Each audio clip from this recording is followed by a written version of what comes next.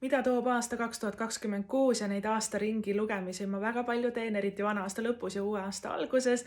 Neid saab tellida endale, neid saab kinkida sõbrale ja me vaatamegi siis järgnevad 12 kuud sinu elus, et mis on tulemas, mida sa pead teadma ja aastaringi lugemist saab tellida mitte ainult jaanuarist jaanuarini, et seda võib teha igal ajal, et märtsist märtsini, juunist juunini. Ja seal tulevad siis igasse kuusse kaardid, iga kvartali peale, ehk siis iga 3 kuu tagant suuremad sellised lisasõnumid ja lisakaardid ja siis lõpuks ka veel terveks aastaks nagu sellised terve aasta suured sõnumid.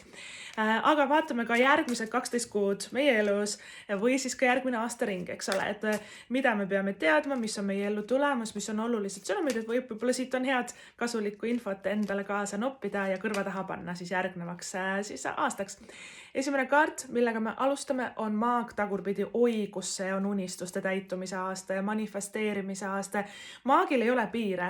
Maagikaardis inimesed lähevad reaalselt võlgadest miljonäriks. Maagikaart tuletab meile meelde, et me oleme kõik suutelised ja võimelised manifesteerima, elame enda unistuste elu, saama, mida me tahame. Maag tagurpidi, aga ta on natuke siuke kerge identiteedikriis. Ma ei tea, kes ma olen ja mida ma tahan siin elus. Ja vaata, see ongi selline prioriteetide paika saamise aasta. See on ka eneseavastuse aasta. See on ka see, et ma ei taha enam võib-olla selline inimene olla. Ma tahan kanda uusi riideid, ma tahan uut tööd.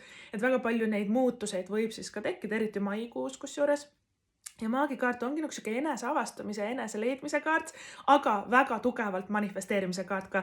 Seega pane endale kas või kirja või silme ette nagu sellised suuremad, võimsamad unistused. Millist elu sa tahad elada, mida sa tahad kogeda, tunda, saada, näha, võib-olla ka maitsta on ju siin elus, et mis on see suur eesmärk, et maag on tõesti nagu see, et kaart, kus me saame aru, et meil on kõik olemas, et me suudamegi kõik ja meil on kõik nii öelda tööriistad olemas selleks, et ehitada enda unistuste elu üles. See on nii võimas kaart. Tagurpidi, kui ta tuleb välja, siis me tihti nagu kahtleme endas ja ma ikka ei saa ja mul ikka ei ole raha. Aga tegelikult universum leiab alati võimaluse. Me peame lihtsalt natuke avama ennast ka sellele, et tegelikult me ei pea kõike kontrollima ja ise välja mõtlema, kuidas see tuleb. Meie töö on ainult nagu küsida endale, eks ole, ja ka vajalikke praktilisi samme siis selle nimel astuda.